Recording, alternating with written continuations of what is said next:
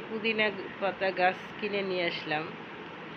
পুদিনা পাতা দিয়ে রং চা খাবো।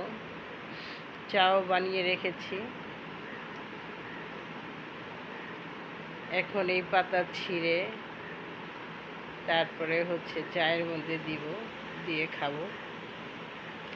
পুদিনা পাতার রং চা খুবই টেস্টি একটা পানীয়।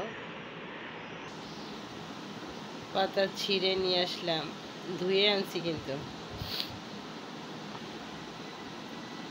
একদম তাজা, গাছ থেকে ছিঁড়লাম পাতা। এখন রং চায়ের মধ্যে দিয়ে দেব।